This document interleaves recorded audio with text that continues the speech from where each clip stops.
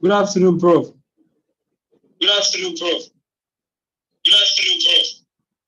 Good afternoon. Are we ready? Yes, sir. Yes, sir. Because I'm on transit, but if we are ready, we can, whenever you want me to start, you can let me know.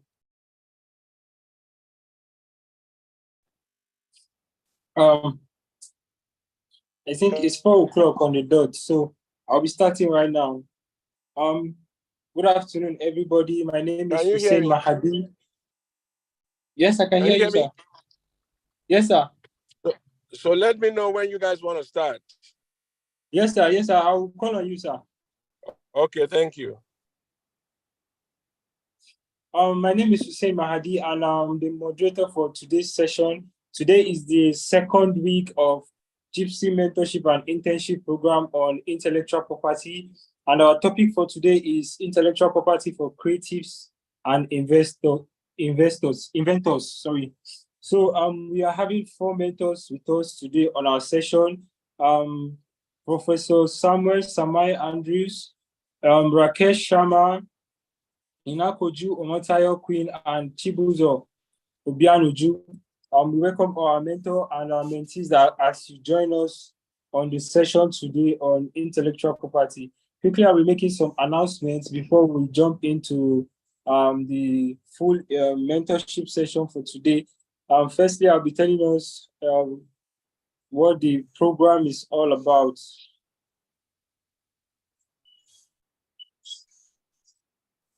So Jiipcc Mentorship and Internship Program is a quarterly program for students and young professionals across Africa. Mentees are afforded the opportunities to access valuable advice, training network, mentorship, internship, discussion forums, industry updates, and resource materials from experienced mentors. The program seeks to encourage continuous training, development, evolution in Africa and around the world. Some of the objectives of the program is to facilitate dialogue and network among experienced and less experienced practitioners, to provide easy access to quality professional guidance, training, and resource materials for students and young professionals across Africa and around the world, and to transform mentees into future mentors and leaders of the next generation, and to facilitate further mentorship, internship, scholarship, and job placement for the mentees. Another announcement we'll be making today is the Jiipcc Mentorship and Internship Program is also having other courses online you can register for the next quarter, or you can share with your colleagues. We have the intellectual property, we have the artificial intelligence and technology, we have the energy industry, oil and gas, we have the health tech and law, we have the patent drafting, and the newest course, blockchain, NFTs, and metaverse. Lastly, you have every mentee is entitled to have a 30-minute one-on-one session with your favorite Jiipcc mentor for the session. You can always register for that through the link provided on your group chat. Thank you very much as you comply. So quickly, I'll be reading out our mentors profile for today. Today we have 4 mentors, like I said earlier, and I'll be starting with Mr. Chibuzo Obiajunwa. Chibuzo Tedros Obiajunwa is a consummate professional with an eye for excellence and detail. In addition to being a filmmaker and screenwriter with many years' experience, he is an expert litigator. His background is further enriched by wide experience actively working in Nigeria's cinematography film industry, Nollywood in diverse roles over 2 decades. He is a front runner in the setting up of a modern and sustainable regulatory framework for the Nigerian film industry in line with global best practices. Chibuzo Obiajunwa holds a bachelor's degree in law from the Obafemi Awolowo University in Ile-Ife, Osun State. He was called to the Nigerian bar in the year 2005. He holds a master's degree in entertainment and sports law from Nasarawa State University, Kefi, Nasarawa State. That's our first mentor today, Mr. Chibuzo Obiajunwa. Thank you very much for joining us today. Our second mentor for today is Professor Samuel Samai Andrews. Professor Samuel Samai Andrews is a member of the faculty at the College of Law, Prince Mohammed bin Fahd University, Al Quba, the Kingdom of Saudi Arabia. He is also a US ambassador, distinguished scholar, and professor of intellectual property law. He holds an SJD degree from Suffolk University Law School, Boston, in USA, an LLM in intellectual property law and policy from the University of Washington, Seattle, USA, an LLM in international law and jurisprudence, and an LLM Homes from the University of Uyo, Nigeria, a former managing partner of ZFC Law Chambers, Port Harcourt, Nigeria State.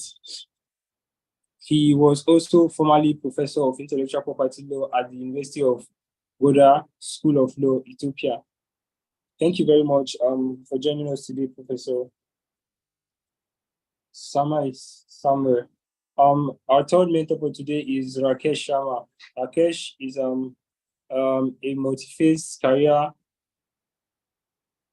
in patent drafting analysis, drafting of execution for US and EP jurisdictions. He works very closely with various engineering firms and supports their portfolio from idea incubation to innovation management. Mr. Rakesh has excellent understanding of patent law, claim interpretation, and drafting skills. As a seasoned professional, he is readily engaged with various end-to-end IP service at different levels and provides intellectual property solutions. He emphasizes more on promoting innovations for a better world. He loves drafting patent claims, keeping all the infringement perspective in mind. Furthermore, he has a strong bent of mind towards IP automation and a sound knowledge of various IP tools and techniques that can be used to either improving quality of IP or increasing the overall productivity. He is also an excellent mentor and possesses all the leadership qualities required for a successful IP professional. Thank you very much for joining us today, Mr. Rakesh Sharma. And lastly, Mrs.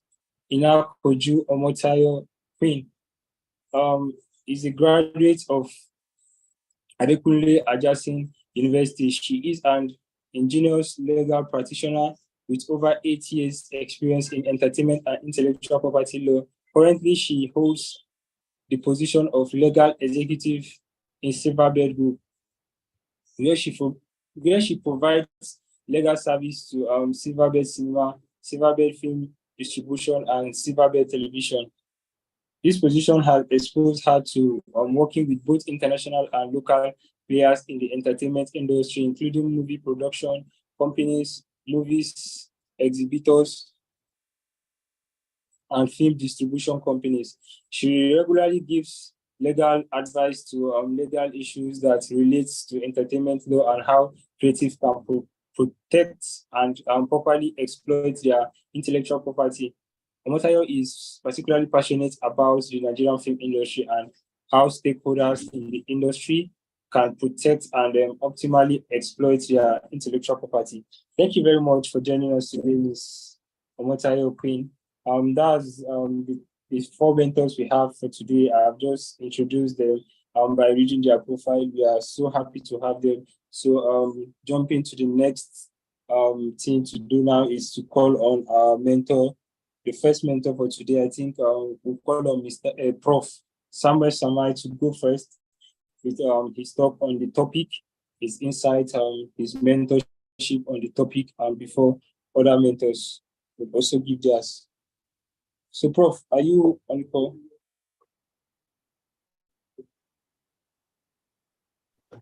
Sorry, I'm in a very bad place. I'm in transit. Could you make me the last? Because I need to get to the hotel to have a good connection. Yeah. Okay, thank you very much, sir. Okay. I'll just call on another. Yeah, thank you. Yeah. Okay, I'll call. I just saw your message now. Thank you. Okay, I'll call on Rakesh Sharma. I don't know if she's on the call with us yet. I don't know who she is. Oh, the speakers are funny. I don't even know. The connection is so bad. Thanks. I would love to start first. And I can understand the situation of Dr. Samuel. He's in the transit, so we have to understand his situation.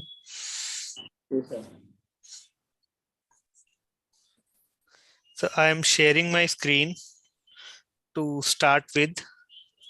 So now, as our today's topic is like IP for creatives and inventors, so I would like to give you a brief bird's eye view about IP and what it is for creatives and inventors and how we can take best advantage out of it. So just wanted to know, Hussein, my screen is visible Yes, to you you can see your screen. You for can see it, everyone? yes, sir. Yes, sir. Okay, so this is our today's agenda. I do not want to give my knowledge to everyone indirectly, just I am speaking and everybody is listening, but I want to make this session as much interactive as it can be. So feel free to ask questions in between wherever you want. I would love to answer your queries so that we can make it this training session more interactive.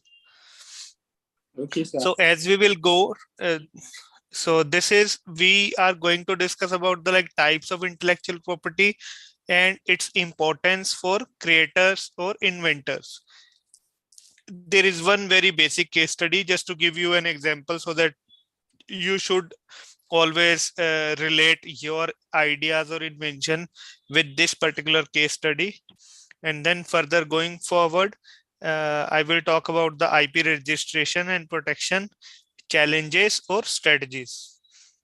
And lastly, there are multiple case studies I would love to discuss. And if there might be time limitation, I am ready to share this presentation with everyone so that they can read in their free time.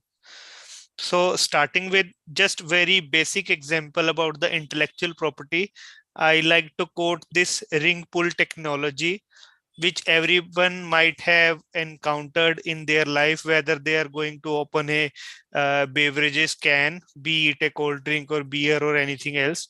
So the inventor, that Ermal, has patented it in 1963 and licensed it to a brewing company. And by just having the license, the sales of that particular company has increased to 33% just by having only this one very simple invention. And this is still contemporary nowadays, and we are seeing it everywhere.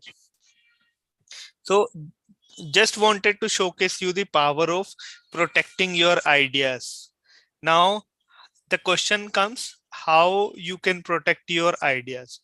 So we can protect our intellectual creation or ideas through n number of ways. Ideas could be anything: artistic work, symbols, names, any technical invention or design or images. So we can protect all those things in these different types of IP. We call it intellectual property because we are generating it through our intellect or through our mind. So basically it covers these 5 sections like patents, trademarks, copyright, trade secrets, and geographical indicators. So everything is having their special class, and based on special category or special choice or based on the problem somebody is solving, your intellectual property, your idea or your work might fall into any of these categories. Suppose you have done something technically, it might fall under the category of patents. Something related to brand name, logo or slogan might fall under the category of trademarks. Similar is the with copyrights for writing, for music, for literature, or for creating any software. Trade secret, everybody know about the like the KFC secret recipe or the Coca-Cola. So if you want your secret recipe not to protect by any IP, you can keep it trade secret. And last but not the least is the geographical indicators. Anyone having any questions so far? Please feel free to ask. Anyone?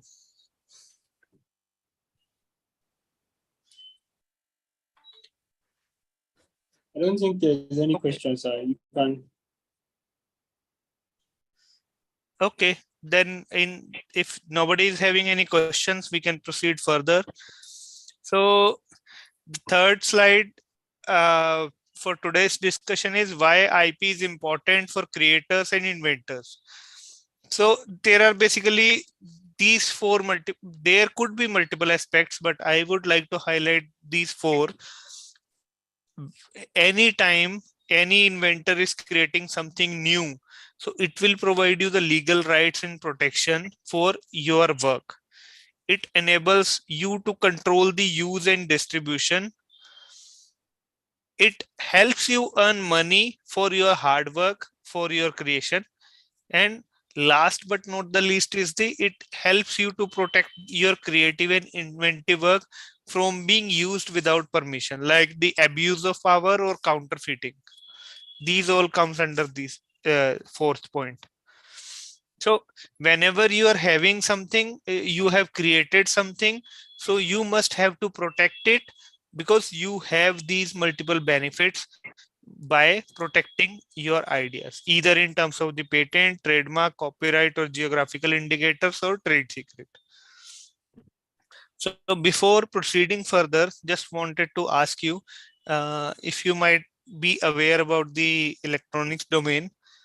So just wanted to ask, like, who invented the following products?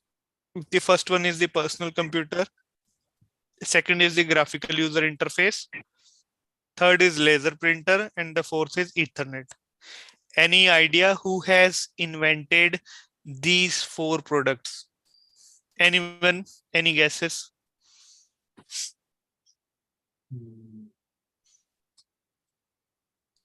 Okay. Let me shed some light on it. So the correct answer is a company, Xerox, that was located at the Palo Alto Research Center in the USA. So Xerox company has invented all these four products: personal computer, graphical user interface, printer, and Ethernet. Who has invented? Xerox, engineers of Xerox. But what they did wrong, they did not patent their technologies because they were not aware about all these things. They were just believing in the research and development and inventing and producing something new, but they were not aware about protecting it. So they have just invented and sold out all their inventions to third parties. So nowadays we know these four big tech giants: Apple, Microsoft, IBM, and Hewlett Packard or HP. So printer has been purchased by HP from Xerox. IBM has purchased Ethernet. Microsoft has purchased the Windows or computer, and Apple has purchased the graphical user interface. And they have developed their own monopolies by protecting those ideas in terms of intellectual property, be it a patent or be it a trademark or logo or anything else, or copyright in terms of software. So see, the hard work has been done by the Xerox, but all these company has took the advantage because of only one reason, that is protecting your ideas. Creators were Xerox, but protectors were these companies who have purchased and protected their ideas in terms of intellectual property on their own name. So we must have to learn from this experience of Xerox that R&D, if you are doing research and development, so you must have to protect that research and development in terms of intellectual property.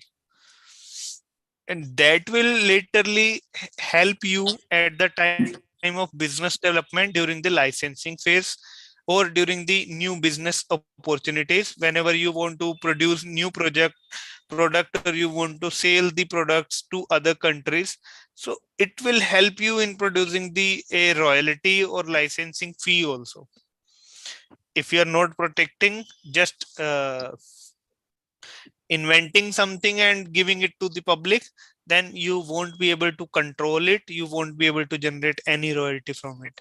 So this is the beauty of protecting any of your inventions if you think you are the creator of something new. So now the question arises, this is, you must consider it as the worst case scenario. What happens if you don't protect your IP? It seems exactly similar to what happens when you are not creating a fence or a boundary wall to your house or to your shop or to your mall or cinema hall, anything, or to your school. If you are not creating a fence or a boundary wall, then what will happen? Trespassers will enter and they will try to exploit it in their way. In the same way, like, you are not protected, if you are not protecting your ideas, anybody can exploit it. They can capitalize or generate money out of it. They won't give you even a single penny, but they will use your ideas to generate lots of money. We used to say, like, now if read reverse is won, WON. So it literally means whenever you have idea, so it's now you must have to protect it. And again, use and sue, these are all made of the same three letters words. So use is, if you are using it, after protecting, you can sue someone at a later stage who is exploiting your idea without your permission. This is as simple as you can understand, and you can memorize it for your later usage in your day-to-day life. Any questions so far? If anybody has any questions, Hussein or other participants? No, I think it's clear. It's clear. We understand everything, sir. Okay. So now coming to the next phase, it is, you must, if like you are understanding the importance of creation, now it's time to protect it. So how we can protect it? By IP registration and protection. So IP registration is different for all different types of IP, be it patent, trademark, copyright, geographical indication, or copyrights. So for registering for IP, there is a filing a patent.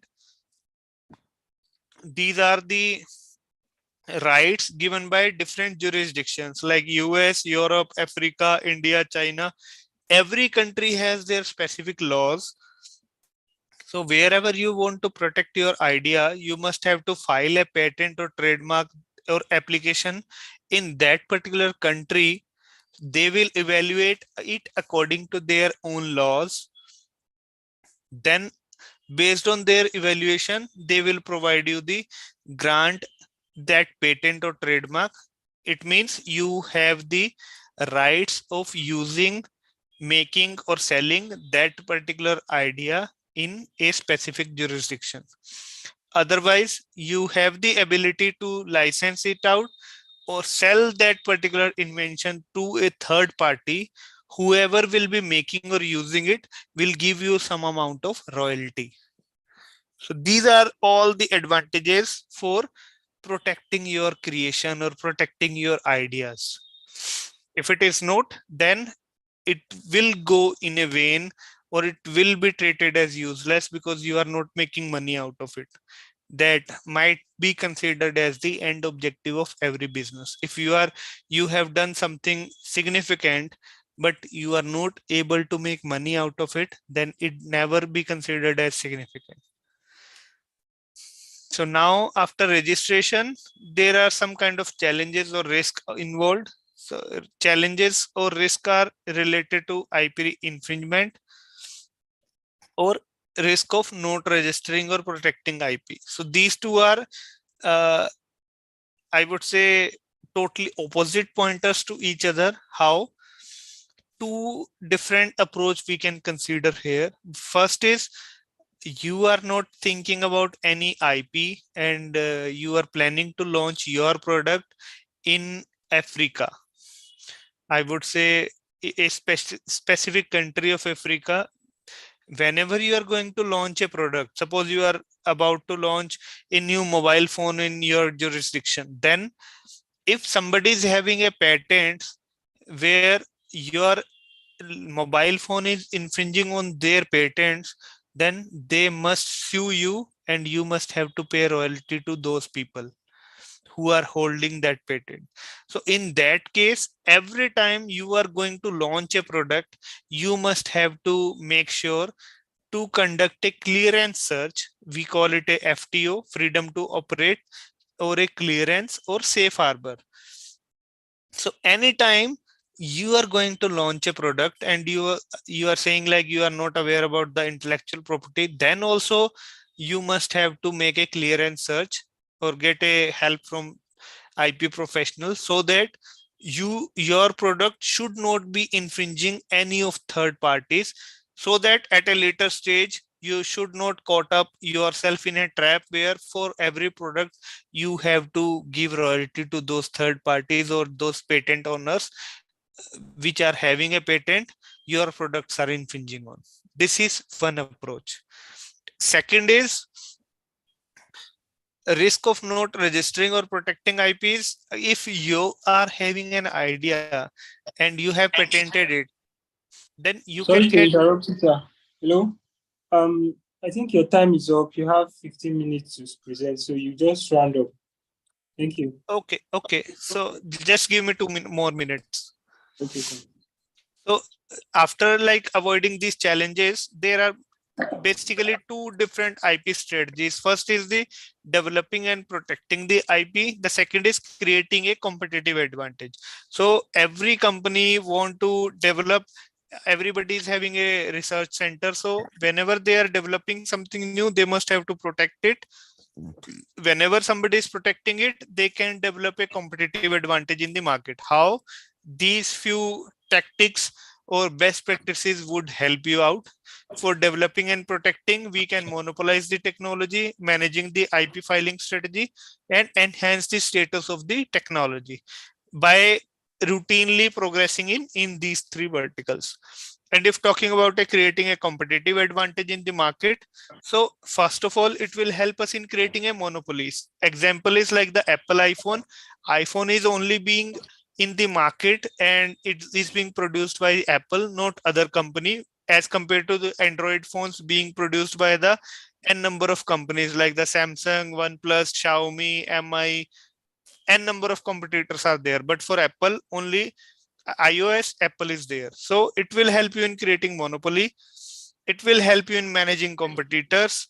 Finances will be secured because there is no competition. Monetizing of the portfolio will be higher, and sourcing new IP. Like whenever you are developing something new, there is no competition. So ultimately your value and credibility will be high in the market. So at last, if I have to conclude, so be proactive because market is ever changing. Market never remains stagnant or constant at a particular pace. So according to change in the market, be proactive and ready to change. Seek professional help and conduct a thorough search whenever you are either going to invent something or going to launch a product. Whenever you are having something significant in your mind, file early to get an early patent, or protect your inventions or ideas through trade secrets if it is the need of an hour. These are additional points, like whenever you are doing some research and development and protecting it, there should be always a plan for commercialization in terms of generating revenue. That could be possible whenever you are monitoring the market or market trends and innovating continuously. This is the only takeaway you can get, because market is evolving every day. So if all the potential players are evolving every day with the change of the market or with the change in the demands of customers, then only you can cope up with the business and you can get you can remain profitable forever. That's all from my side. If you have any questions, I'm happy to answer all those questions.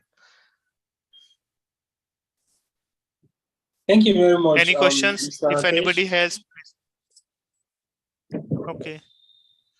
I think we'll still get back to the question and answer session we just give other mentors the opportunity to also talk on the topic. I'll be calling on Ms. Omotayo Queen to also give us a talk on the topic. No problem.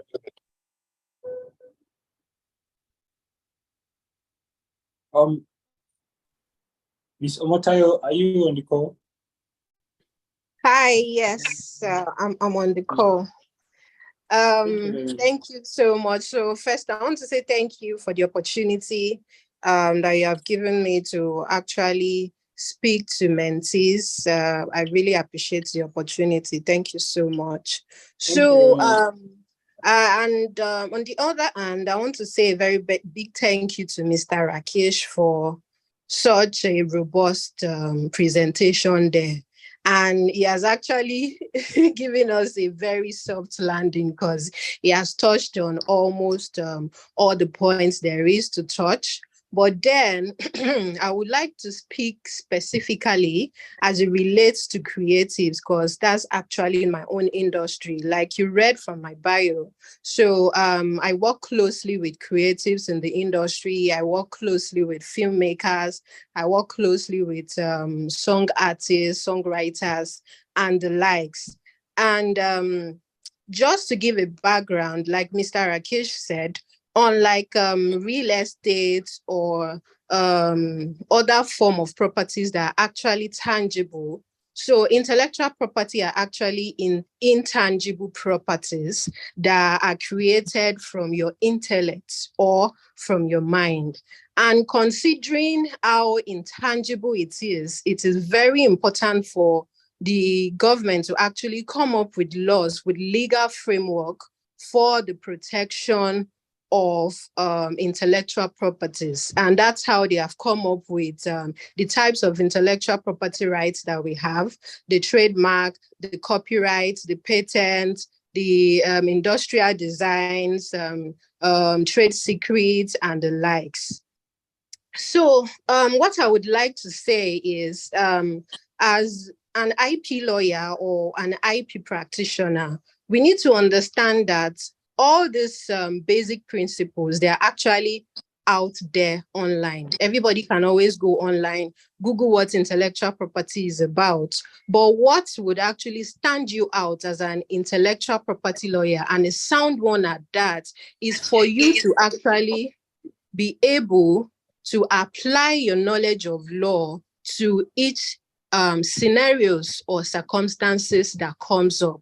So as IP students or young IP practitioners, you might not actually have the opportunity to maybe give legal opinion or actually present a case in court, but then you need to follow up with live cases that comes up every day. If you're on Twitter, if you're on Instagram, you see all these live cases happening. So recently there was one on Twitter where a lady comes up to say she wrote a film script and gave to a very famous filmmaker.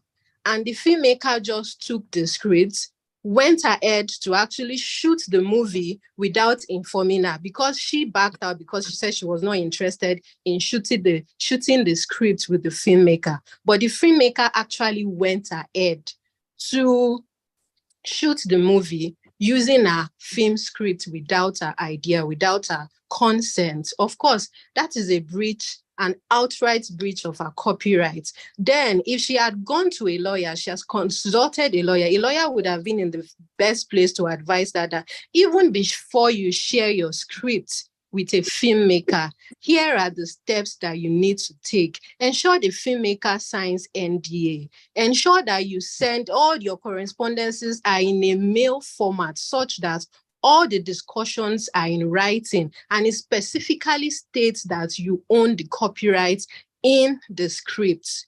So as an IP practitioner, as an IP lawyer, aside the laws, you need to be able to apply the knowledge that you have to scenarios and give opinion, talk about it on social media, because as it is, I work with a lot of creatives. I've come to understand that most of them don't even have an idea about what intellectual property is.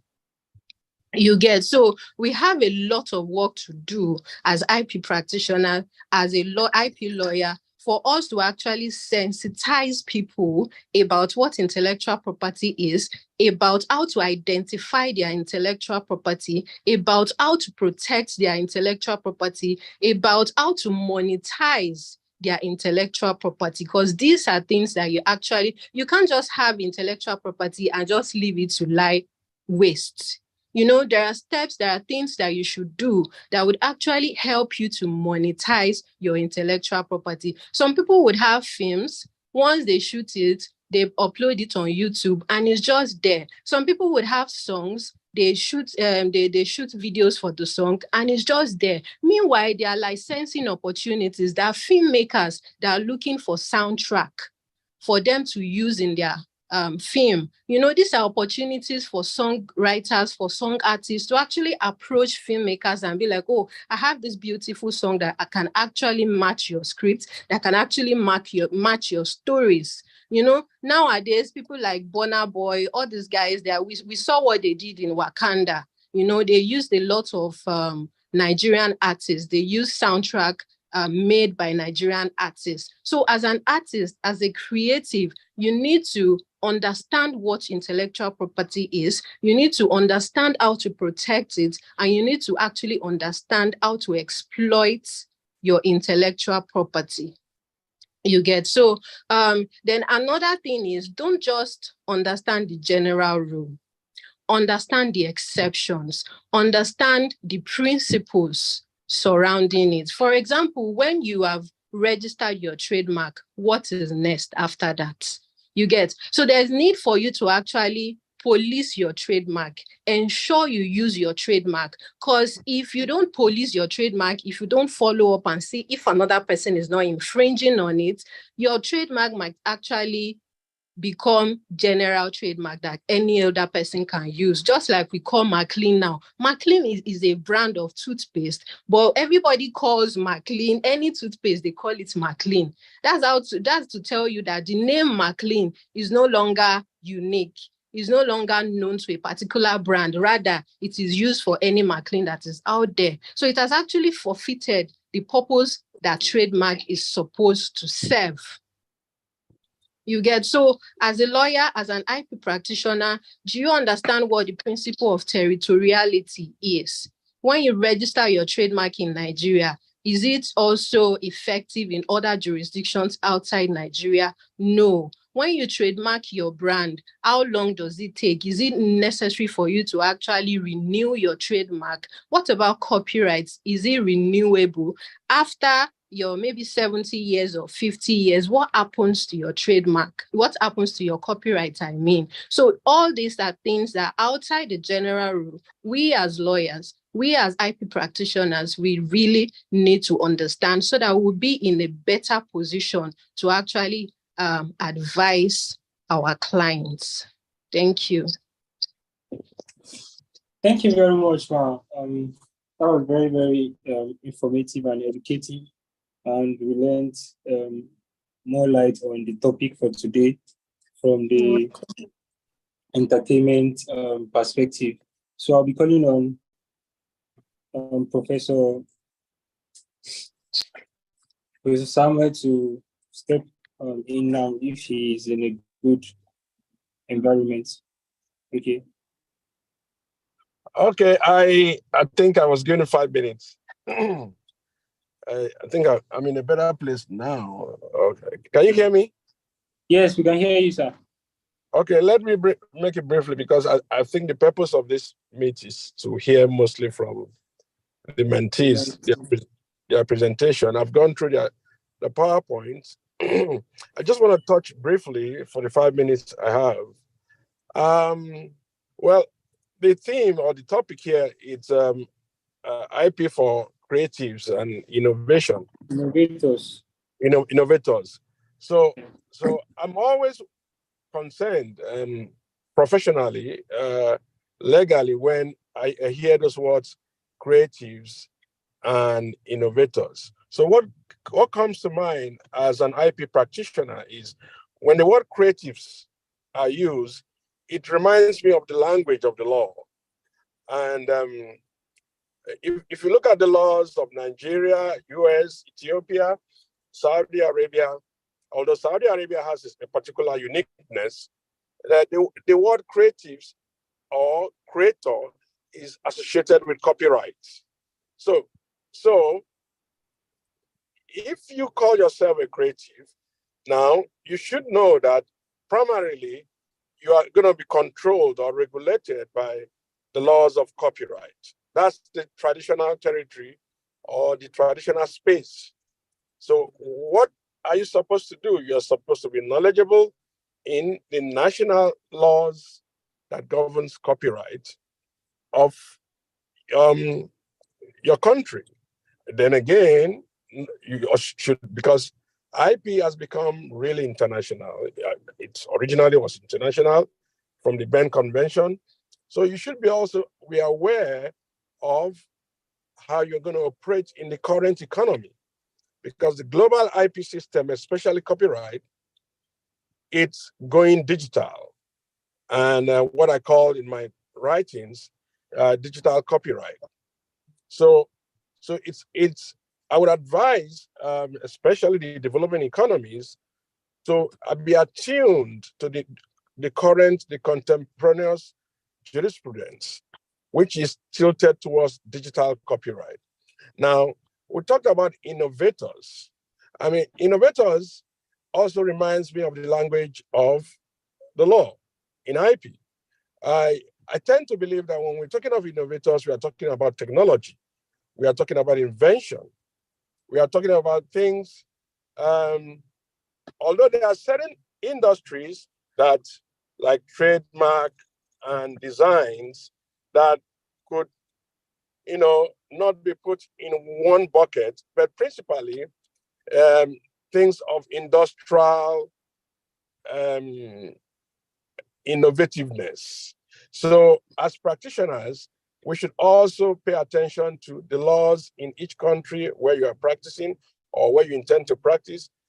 Innovation seems to also be governed mostly nowadays by international jurisprudence. If you are dealing with patents, which is the godfather of technology or the godfather of innovation, patent law, you remember the Paris Convention. And if you also dealing with the other areas of innovation, with like the fashion industry, which is going towards trademarks issues and design issues. So I encourage us. In fact, I was impressed by, especially Group 1, their PowerPoints, that we should tilt. I know the current copyright law of Nigeria or patent law of Nigeria is not really strong enough. Hopefully, the new copyright law, when it's signed into law by the president of Nigeria, would help us work towards the direction of digital copyright, because the current economy, the world economy, is driven by technology. We're talking of Facebook, Twitter, TikTok. All these incidences are controlled and are going to be powered by IP. And the more we from the developing economy are the front end preparing to advise our clients and our government, the better is it going to be. So thank you for your information. You can also check, because I have all these lectures free of charge. They are on Academia EDU. I have some free lectures there. You can go there and register and listen to some of those lectures I've given for free. Thank you so much. I'll be around. Let me just check in. I just got to my destination. Let me check in. I'll come back and during the Q&A session. Okay, thank you very much, Dr. Samuel. I think our fourth mentor is not with us yet, Mr. Chibuzo Obiajunwa. I'm not seeing him on the call, so I think also Mr. Rakesh, I would like it if you share your PowerPoint presentation on the chat box also, so that our mentees can also download it and go through it after the session. Quickly, we'll be moving on to the presentations from our mentees. So the group one is going first, and group one presenter starts sharing your screen and start your presentation.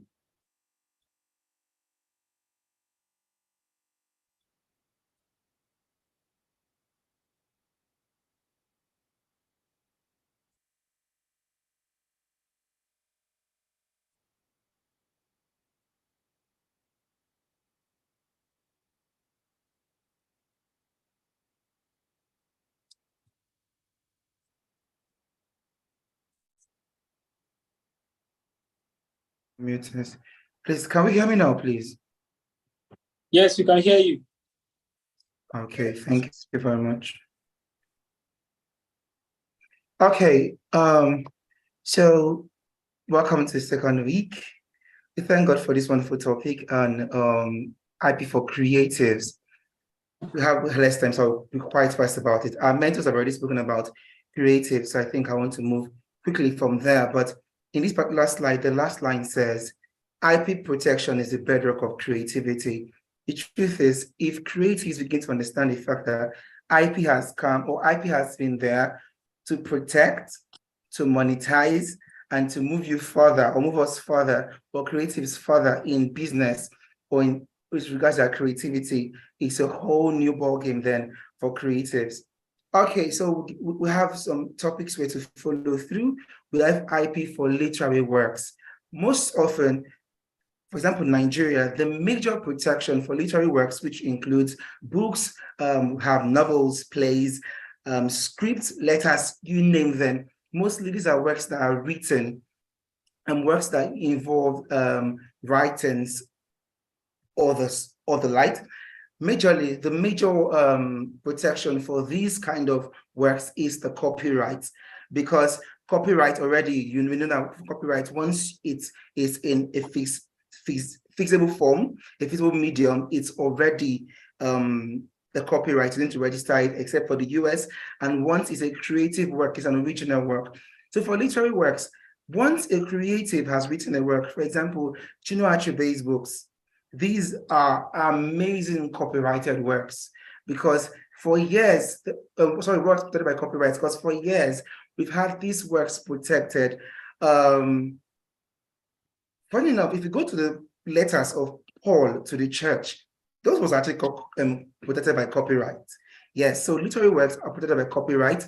Do not forget, the works must be original. The works must be put in a definite medium of expression. So if you have an idea in your head that is probably like a poem that you've not really put together in a particular medium, it does not find any protection at all under copyright, although it's a literary work. Then, is there any other protection for literary works? Of course, we have trademarks. Arrow of the Gods.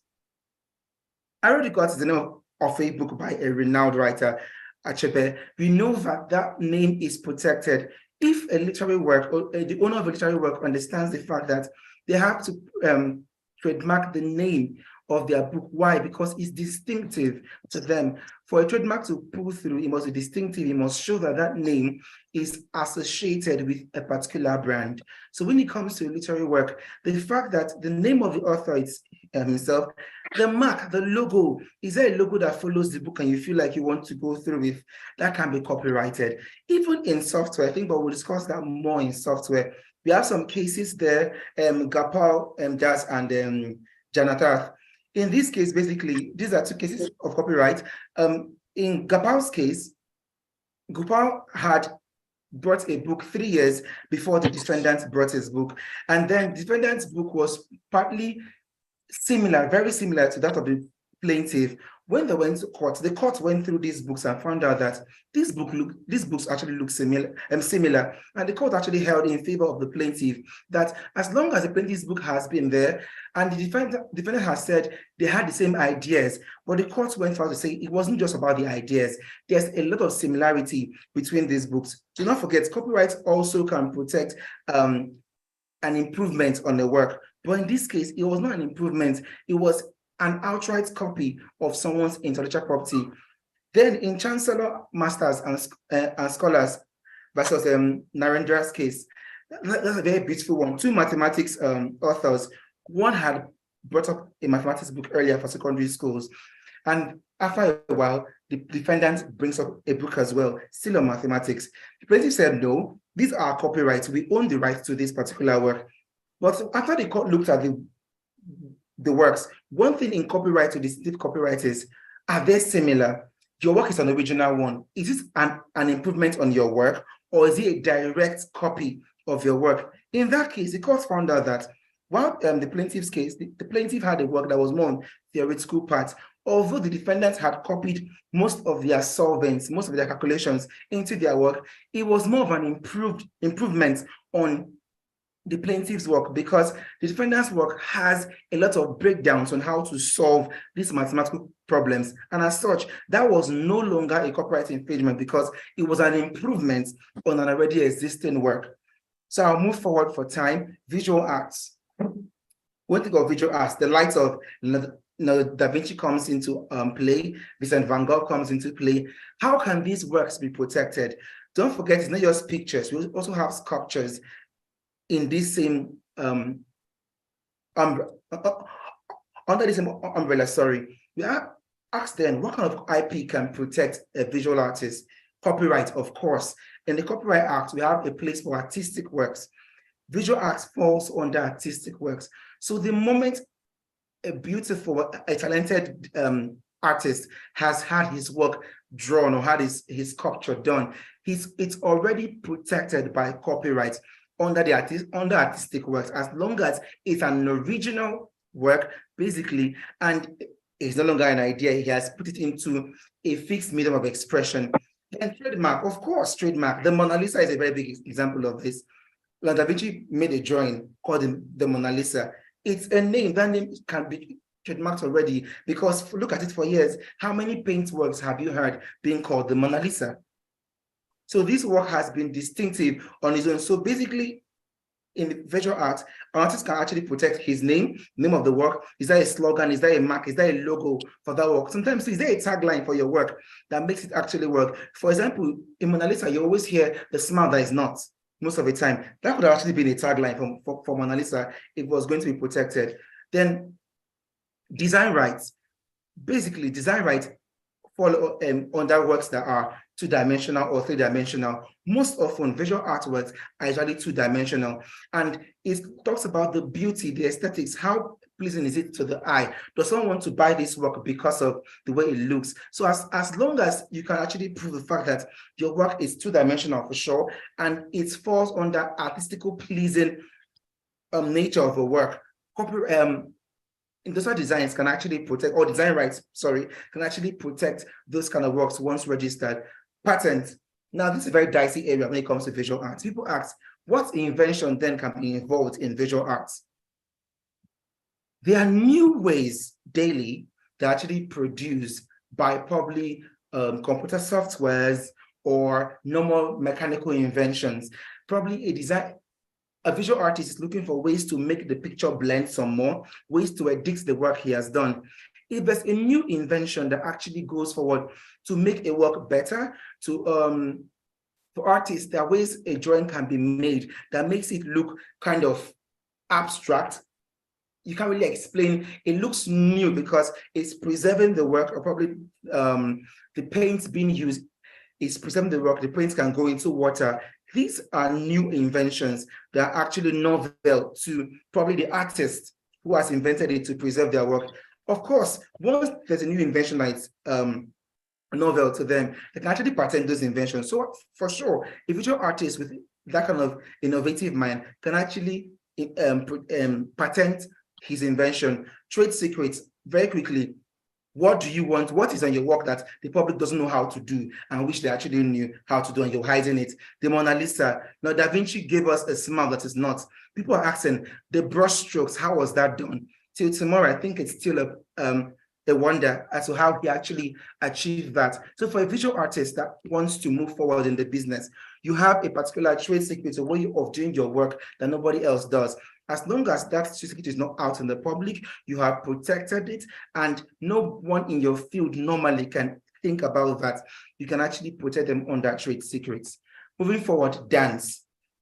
Now, being a choreographer myself, yeah, as a lawyer, this is one part that has really been funny. Like, how can someone actually protect dance? Now, here's the major thing. You do not protect a dance step per se. You don't protect one dance by a dancer. You protect a choreography. It must be a choreography, which means if they must have sequence of steps involved in it. The Copyright Act provides for choreographic works, also artistic works, and these choreographic works fall under that. The work must be a choreography, not an individual dance move. Once a dancer or a choreographer can create a dance step that is actually a choreography, this falls under this. For those who are into ballet, we've heard about Swan Lake, we've heard about the Nutcracker, amazing dance productions. These productions can actually be copyrighted under artistic works and choreography. Now, under copyright still, people ask, are there further ways of also protecting dance? Yes, written form. In theater art, I was opportunity to be one of their classes. You actually learn to write dance down. People actually write the dance from the hand movements. I write dance as well, from the hand movements to everything involved in it. Once it's put in a written form, it's put it under literal work, because that is a form of literacy per se. So any choreographer or any dance performer who has written down their dance performance is protected under literal for copyright. Then once that dance is performed on stage or performed in any other medium, is protected under dramatic work, under copyright. Moving forward, trademark. Once a choreographer or a dancer can trademark their name. In ballet, it's a thing happening right now. Most dancers are actually trademarking their name. Even in hip hop scene, they're actually trademarking their names. Beyonce trademark Beyonce. I think I'll talk about that under music more. That Beyonce. Then in Nigeria and Africa, there are so many new dances. We have the Azonto, we have Skelewu, we have the Alanta. Imagine all these dance moves and steps have actually been trademarked for their names because they are distinctive to this dance. Look at it, the Nutcracker is trademarked for name. Moving forward to film, I thank God we have a film expert here already who understand how the film industry works. Now for film, what kind of copyrights and IP rights protect films? Copyrights, first of all. Once you write out that script, whether it's a draft, whether it's the final work, and it's in a fixed medium, that is a copyrighted work. Your right is already sui generis, it originates on its own. Music, most of our movies now have scores. For example, we have the recent movie Black Panther. In Black Panther, Rihanna had a song written by Thames for that movie. That was an original score for the movie. But guess what? As long as that song was written, and it was probably done later, the written form of that work is protected under literal work. So for sure, scripts, scores of songs, the songs itself are protected there. Then once a film goes into recording, sound recording, recording, all that falls into that. Cinematography are protected then under copyright. A case there for written work, we have Omoni Oboli's case. That's the Okafor's law. For those who see movies a lot, they must have seen that movie. Omoni Oboli has said she was sued for the fact that the movie was not hers. And she said, I had given this idea to someone who then used the idea later. So I went to do my idea later. It belongs to me. It was already my work because we had written it down before this person went ahead to produce it. Good thing the court held judgment in her favor that the work belonged to her because it was written down in a script already for her before someone else went to do it. Then trademark, we have lots of movies right now that are trademarked. A slogan, a name. In Harry Potter, I think there's one very good trademark example. Harry Potter franchise, the name Harry Potter is already trademarked. That's why you do not see that name being used anyhow. Trade secrets, this still brings us to, are there things in the film that they do not want people to know out there? For example, the set, how did people actually achieve that set? How did they achieve the coloring for this scene? These are things that can be trademarked because they are protected under trade secrets. These are secrets to making films better. I think of the Nigerian movie scene. It's getting better by the day. If you are seeing Brotherhood, you understand. Because there are new things being done. And this can be also put under trade secrets and protected under trade secrets. And then patents. This was a very, very dicey one as well. We're asking ourselves, what then, how does innovation come into filmmaking? Their new angle shots, their camera techniques, their video editings, their sound blendings that happen with software. If a filmmaker can actually produce things, inventions like this that are novel in that field, it can actually be put under. Sorry to interrupt you, Goslow. Kindly round up. The time is Okay, up. thank you. So same thing goes for music. Music can also be protected under copyright, also trademark. We have software programs. They also go under literary works, patents, trade secrets, and trademark. Fashion, I wish I had time for fashion. Fashion, we have protection under trademark, under patents, under industrial designs, under literary works. Broadcasting, the same thing. Comedy, we have trademarks. Trademarks, we have copyright. Then quickly to contracts. If you do not understand how contracts work, it's going to be an issue for a creative, because your contracts are your rights in anything you're doing. As a creative, before you do anything, Mr. Omataya has said, ensure you sign an NDA as a creative. Do not give that idea out without having an NDA signed, because you're just saving yourself. So we have lots of contracts that can be signed by creative, copyright licensing, trademark licensing, I think, and a whole lot of them. And as such, when someone goes forward to review a contract, you find out that in reviewing a contract, you protect yourself from future complications. Contracts are more clarified. Some terms are not favorable, or some clauses are not favorable. You can actually change them. You can actually negotiate for better terms. Some covenants that are not really so nice can also be worked on. You can correct fundamental errors. I want to say thank you for the time, and I hope that we also have the knowledge to go forward with our contracts. Thank you very much. Thank you very much, Godslow, Kamalu, for that wonderful presentation. On behalf of your group, Group 1, I think you guys did a very good job. And we'll also be getting comments from all our mentors on your PowerPoint presentation after Group 2's PowerPoint presentation. So quickly, we are calling on Group 2. I hope Group 2 leader is on the call and ready to start your presentation. Good afternoon, everybody. I am Ibimbo Precious Ihunaya, and I will be making our presentation for Group 2. So quickly, I'm just going to share my screen. All right, so in line with our topic, intellectual property for inventors/innovators. Basically, we're just going to go straight into it. I'm just going to give a little brief explanation of what inventors/innovators are.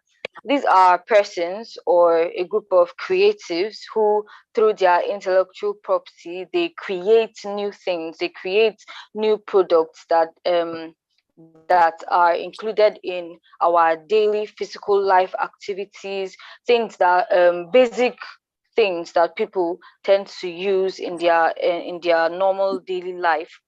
So first of all, we're just going to go into the primary function of intellectual property rights is to protect and stimulate the development and distribution of new products and the provision of new services based on the creation and exploitation of inventions. The importance of intellectual property rights for both holders and the public, despite the challenges that are included. So first of all, intellectual property rights holders are persons who create the intellectual property, the persons who invent these products and they put them out. So when they apply for the registration of their product, they eventually get the rights to enable them receive revenue from it. This enables them to have rights against people who want to infringe on those rights and probably take their intellectual property and use as their own. So first of all, we're just going to look into how innovate. Okay, there are 4 aspects that we're going to look into today. How innovators in engineering departments use IP, innovators in information and communication technology, innovators in medical/pharmaceuticals, and innovators in the tech space. First of all, we're going to start with engineering. So it's a general knowledge that a whole lot of things that we use, a whole lot of products, and especially technological products that we use in our life, like we use in our homes. I would say things like the washing machines, dishwashers, things like vacuum cleaners, a whole lot of things that we use, even the plugs in our homes, lights, bulbs, and everything. They are all because of the inventions and innovations of the engineering industry. So we use it 100% of our daily lives, and this includes automotive parts, chemicals, electronics, fashion, etc., food and beverages, to semiconductors, software, and the rest of that. So the engineering industry, they use for intellectual property rights, they use patents, copyrights, trademarks, and trade secrets. So although multiple aspects to intellectual property protection, all engineers must be familiar with patent law, because if they are not familiar with patent law, they will not be able to understand that there are some things that are supposed to be protected before they put out these products to the world, before they put out these products for use for other people. Because sometimes inventors, they just create all these things and then they just put it out there without understanding that there are some steps that need to be taken, because any person out there can just decide that, okay, we know how this works, we know how this functions, so it will be possible for us to just take it, use it, and then they would go further to protect it as their own, and then they will start receiving revenue from it, they will start receiving a whole lot of positive things from it. Just like when at first you may create a thing and you wouldn't even realize that, okay, this thing actually is a really nice product that would enable and that would actually bring in a whole lot of revenue and interest thanks to your intellectual property. But then some people don't actually believe that their products are going to blow up, so they just put it out there for like people to see, oh, this is what I made, this is how it is, and this is what the technology I use into creating this. And then somebody who actually sees the value of those things would take it and use it as their own, and then from there they go into protecting it, and they receive intellectual property rights for that. They get patent rights for it, and then it becomes their own. And then the person who it actually came from, their intellectual property, just is at a loss because they never really understood the benefits of protecting their creations. So every engineer is supposed to understand that patenting products protects novel inventions, as in these inventions are new, it has never been seen before, and it is for the benefit of the world and for the benefit of a whole lot of individuals who would like to use these things. So if they do not protect it, they will not be able to gain rights towards like releasing this product out into the world, and they will also be able to receive monopoly rights in line with their creations. Next is literary design specifications, service manuals. You can copyright all the blueprints for your work.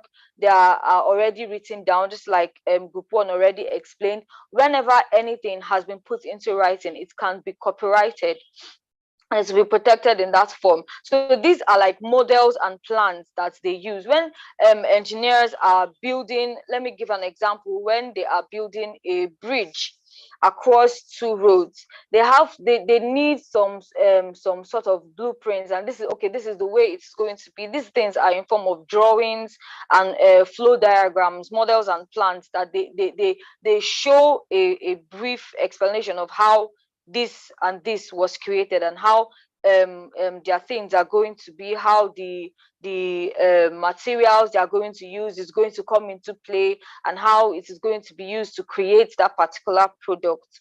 So moving further, Trademarks. Trademarks can be protected through registration or through actions for passing off, and are particularly important for engineering businesses. So it's not just trademarks, for also trade secrets too. The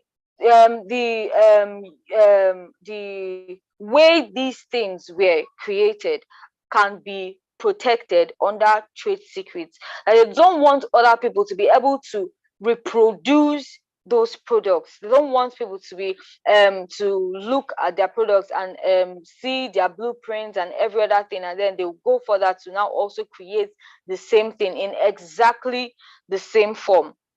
So of course the R&D, you can sign all the non-disclosure and then under the trade secret, so that people who work under these engineering industries, who work under any engineering industry or organization, would not, after the creation of those products, now go out and before these products are even like manufactured out into the or brought out into the world, some workers who already know the background of everything would actually take this information and take it out into the world, or even sell it without the consent of the organization. So it should be noted that there is competition everywhere. Now, competition in the engineering industry, it means that it's your innovation is going to thrive once you have protected it. So you would have legal rights, so that people, when any person would infringe on both your rights for trade secrets, patents, and the copyrighted parts, you will be able to sue them and even make more returns from that suit. So we are going further into the next, and that is the ICT, that is information and communication industry, and how they use intellectual property. So the information and communication technology refers to every device connected to networking. Our phones, our laptops, our tablets, name them. Anything that you can use to put out information and to communicate from a person to another, these things are inventions under the information and communication industry. So the inventors in information and communication industry use intellectual property rights to ensure full and adequate protection of their products. And this is extremely important, because just like our phones, there are so many devices in the world that they use for the putting out of information and communication in the world today. So first of all, how they use intellectual property is patents, utility models. And under utility models, of course, in patents, you know that they can say, this is my creation, this is how it is. We are the ones, as long as it has been established that this is a new product, the all the elements for finding out its novelty and every other thing has been put out there and it has been registered, then they have patent rights towards when they put out these products. They are confident that no other industry or no other organization under the ICT industry would steal these products from them without their authorization, or they will not be able to use it without their authorization. Now, utility models are known as minor patents. They are just a type of intellectual property rights used to protect just minor inventions, and most times it's just like an improvement. So when you at first you created a pen that's an electric pen, for example, I'm just giving a brief example.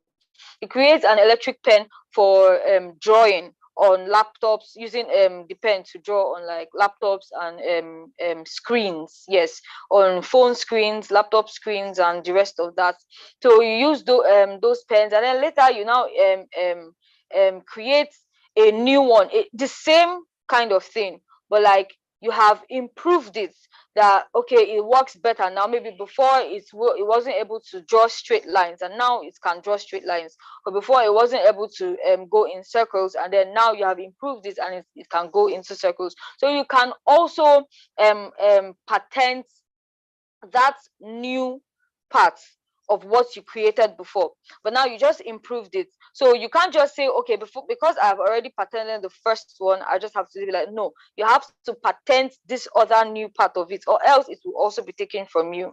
So it has lower requirements, it is simple, and it is faster to grant, because like already you have already been granted patent rights for the first one that you made. So now this is just a new improvement of it. So it will actually be faster for when they see, okay, yeah, so you already have patent rights towards this. So when you see that it's just when they see that it's just an improvement, then they'll be able to patent it even faster. They'll be able to grant your patents faster. I'm sorry to interrupt, Precious, quickly. The duration, the time is up, so please just kindly conclude. Oh, okay. Okay, no problem. So it's all and trade secrets. We already have the explanation of that. We already know that trade secrets is the protecting of the protecting how those things were made, or the way these things came to be, so that people who work under those organizations don't use them against you, or don't use them and sell them without your authorization. So moving on, how inventors in the medical and pharmaceutical industry use intellectual property. It is basically the same thing from beginning to the end. They use patents, trademarks, copyrights, and all, because when there is a creation of a new drug for headaches, new drug for body pains, the particular organization or pharmaceutical industry that created that will have to patent and trademark their product, so that other people will not be able to copy it. And then inventors in the tech space, how they use intellectual property. Technology can be described as an industry sector, as in with the way the era is, with the way this generation is, everything is connected to technology now. So mixing intellectual property and tech is like the greatest collision ever to happen. So technology is fast improving. There are so many things that are coming up to be. There are so many things that are happening in the world, and it is all thanks to the technological space. So intellectual property, you can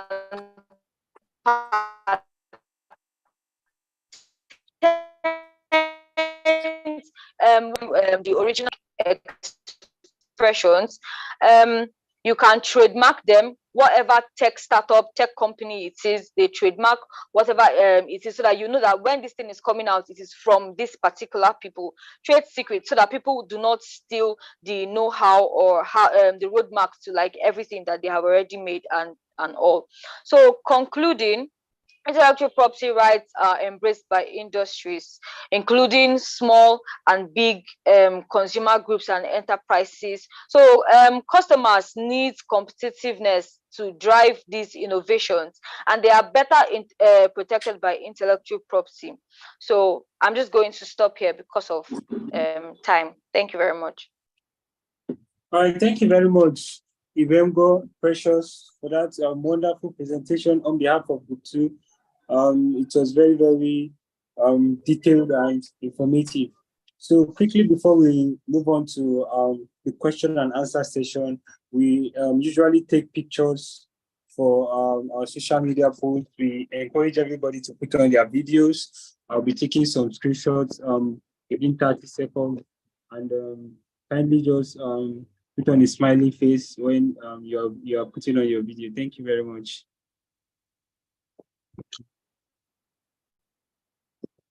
All right. I can see you are putting on your videos. Thank you.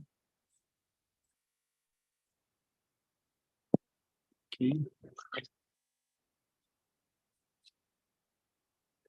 All right. For those of us that haven't put on our videos, don't be shy.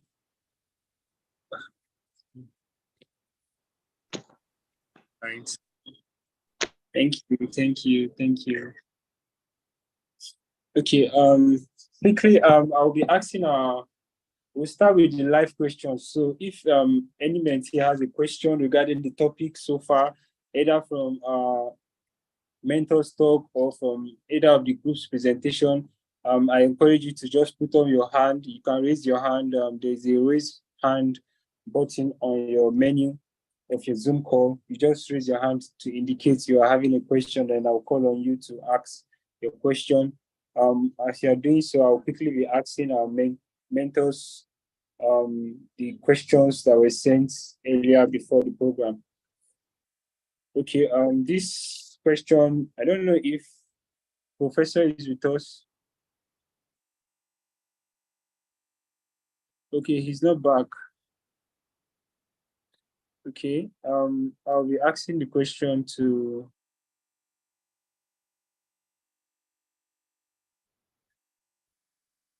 Amotayo. Miss Amotayo. Is Miss Amotayo still in the call? Okay. Yes, I'm here. Okay. This mentee is asking that I think they need a critical examination of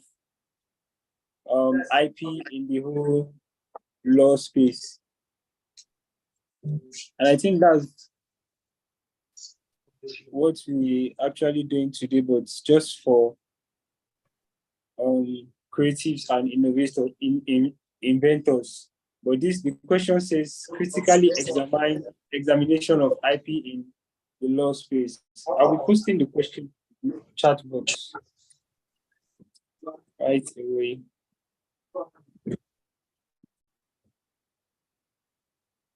Okay, so that the way the question is framed, it makes me remember law school questions like critically examine. Okay, so I think that's what we have been doing since. But then when they say to like critique something, I guess it relates more to the issues, the challenges relating to such topic. So for me, I would say there are lots of issues that relate to IP, especially in Nigeria, and one of such is the state of our laws. So obviously, our Trademark Act, our Patent and Industrial Design Act, everything is old. They are all old, and they cannot actually apply or adequately protect the pace at which intellectual property is growing at this time and age. So one thing that we really need to look into is for us to actually update all our intellectual property laws so that they are able to cover the realities of what is actually happening nowadays, especially as it relates to digitalization of almost everything you get. So the way contents are created, the way technology are created, everything has changed. So we need to come up with laws that would actually cover all the inventions and all the technological advancements that is actually going on currently. Then another issue that I think we have, and is also particular to Nigeria, is the case of, creatives and inventors not actually enforcing their rights. So if you look at the cases that relate to intellectual property infringement in Nigeria is actually very, very scanty. Mostly, fine, I know as lawyers, we actually advise our clients to go through alternative dispute resolution processes rather than litigation always, but then that is actually affecting our case laws in the sense that we don't really have a lot of cases that we can always refer to when we are speaking to intellectual property in Nigeria. So I guess that's another issue. So it is hard for us to actually have live cases, live experiences where all these laws are actually tested and enforced. You get. So I think those are the issues that comes to mind as it is. So like I mentioned before, as IP practitioners, as IP lawyers, our role is actually to educate people on the intellectual property that they have and also encourage them to protect and enforce their rights. Thank you. Thank you very much, Ma. I would have loved Professor to also make some contribution on that question, and I hope he joins us on the call before we end the meeting for today. So I'll be reading out the next question, and this question is for Mr. Rakesh. Since patent protects invention, can it be inferred that almost all levels of creatives may have patentable inventions as long as it passes the check for novelty, originality, and industrial use?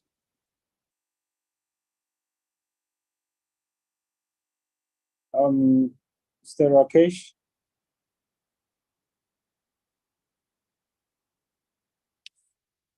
The question was directly for Mr. Rakesh, but he's not responding. So, Miss Omotayo, you can help us out, please.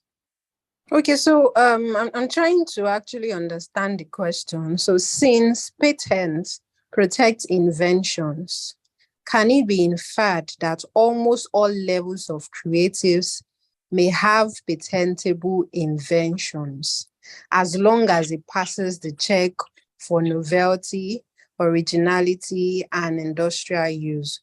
So I think this question is actually modeling things up in a way, in the sense that, like Prof rightly said the other time, when you are talking about creatives, what the law that applies to them more, or the intellectual property that applies to creatives more, is actually copyrights. While for inventors, patent relates to inventors. So for creatives, what you are creating is protected by copyright. But for inventors, the things that you are inventing, the technological inventions that you are coming up with, are actually protected by patents. So what you need to understand first is what you are creating, which category does it fall under? Does it fall under what should be protected by copyright, or does it fall under what should be patented? So once you are able to understand what the person has created, then that would help you determine whether it is patentable or it should be protected by copyright. Okay, thank you very much. I'll be taking the last question. I don't know. I think Mr. Rakesh network is not okay. Before I take the last question, I will give Mr. Kamalo God's love to ask a question. That I think he raised his hand, so he has a live question for our meeting. Yeah, you can ask a question, Kamalo. Okay, sir, thank you very much. My question is based on the fair use and improvement on original works. To what level then do we measure fair use and improvements? Because when we say fair use, most of the times we have creatives infringing on copyright of original owners of works and then hiding under the umbrella of fair use, or creatives infringe on original copyrights and then original works or copyright of people, and then they hide under the fact that they want to get their own copyright by improving on the copyright or the works of other authors. To what level, what's the reasonable man's check for fair use and improvement on original works? Thank you. Okay, so I would like to actually draw us back to understand the reason why intellectual property is important in the first place. And one of the reasons is actually to encourage creativity and invention.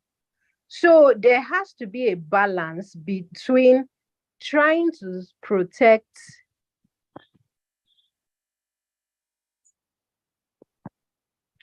So sorry. So there has to be a balance between protection of intellectual property and stifling creativity. So in order for creativity not to be stifled, that is why they have come up with principles like fair use and like improvements. If you have done something, you have created something, and I believe, or I'm of the opinion that I can actually improve on this thing that you have done, and it would serve a better purpose or serve more people than what you have done, then it would be wrong for the law to say that no, let's insist on what you have done, that I cannot improve on it. But the ability of me to actually improve on what you have created under the umbrella of improvement, that is why improvement and fair use is actually important. And like I said, it is actually to encourage improvement on an existing creative or innovative creations. You understand me? So then for fair use, for something to be fair, it actually depends on the circumstances of each case. So what you have to do is to look at the particular scenario. It needs to actually pass to some tests. Like, did you do it for educational purpose? You get. So did you make a lot of money from it? So all these are the things that the court will look out for. Like, okay, this thing that you have used now, have you been able, or did you even seek permission? Because at times for fair use, you might not even need permission, but then it will still depend on the case under review. So like I said before, in order for creativity not to be stifled, that is why they have come up with principles like fair use and improvement, so that the creativity is not static. Other people can actually look at what people have done and improved on it and make it serve other purposes and serve more than just the few people that it currently serves. So then the court would actually look at the circumstances surrounding each scenario to determine whether it is fair use or not. All right. Thank you very much, Mr. Motayo. I hope your question was answered well. Okay, thank you. I don't know if Mr. Rakesh is still on the call with us. I can see him on the call, but I don't know if he can communicate. Okay, I'll just take on the last question before we close the session for today. Mr. Motayo, the question is for you, please. Where a software developer has protected his IP in a software program, i.e., like, for example, the source code, an algorithm in carrying out a job for a client who has paid for the job, and the client needs to access the software codes in the future. What would that not be a withholding of necessary part of function of the software with regards to future maintenance and management of the software? Okay, so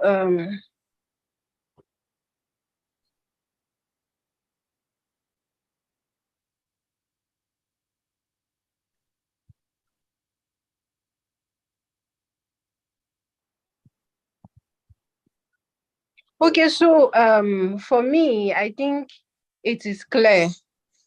Though when it comes to innovations and inventions, when creating it, all the parties that are involved actually need to disclose all these rights, and they have to be clear as to who owns what. You understand? So if all these are clearly defined, they are clearly negotiated, they are clearly written in a contract, that maybe a service provider contract or something that binds the party. I think all these issues are actually something that should be included in the service provider's agreement. So who owns the source code? What if in a case where it's a joint source code that the service provider has used for more than one client? What happens in that case? So I think all these are issues that should actually be negotiated and discussed at the negotiating level and included in the contract. But as it is the service provider that has provided that service that actually owns the copyright in it. But then, like I said, it's a case of negotiation. Maybe before then, you could have told the service provider that you don't want joint ownership, or you want to have access to the source code or the backend or everything that relates to your website. So I think it's a matter of negotiation. You understand? Then, so I saw another question that just popped in as I was reading that. So what are what are some defenses available to someone who has been accused of trademark infringements? Okay, so for trademark infringement, I think one of the defenses is just for the person to say, oh, I'm not aware it's your trademark. You understand? And the person will just cease to use the trademark after maybe judgment has given, or the person has been served with a cease and desist letter. Because I think the first step is usually for the person to be served a cease and desist letter before they actually proceed to court. In a case like that, the person can say, oh, I'm not aware of it.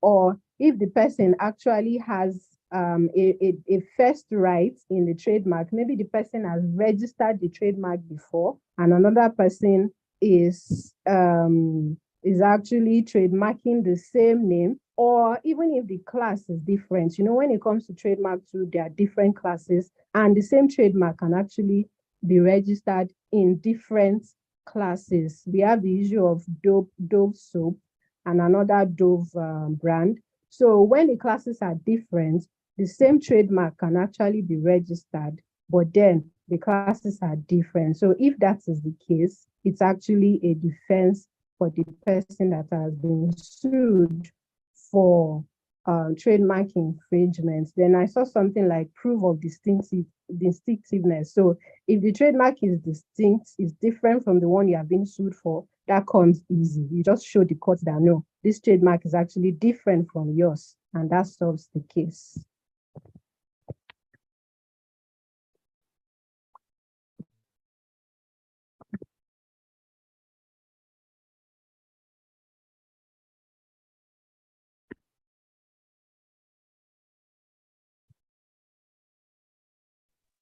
James, I was saying, unmute yourself. Sorry, Ma. I was saying a very big thank you to you, Ma. We are very happy to have you here today, and I think from all our mentors, you were the only mentor that survives to the end of the program. So that was a very big one for you. I guess Thank you very much. Something. Yeah, thank you very much to all our mentees that also work together as a group. We see your group work. We appreciate your group work. Keep up with the good work. And please kindly, when asking questions, we try to make our sessions very lively. That's why I gave you the opportunity to ask your question live, so I don't have to go and read it from the chat box.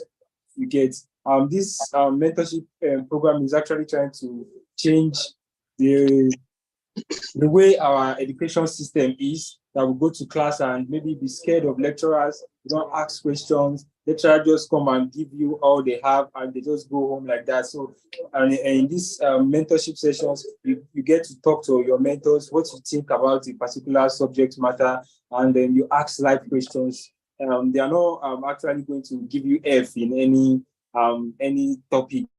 They're not going to give you F or like that. Not as if you are like that. So just try and be interactive.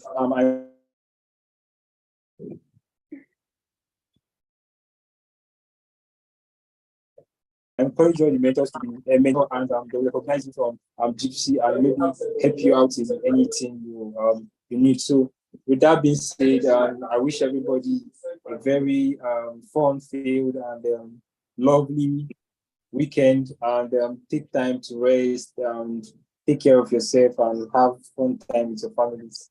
Bye bye. Yes, Thank have a you. weekend to you. Thank All you. right. Bye.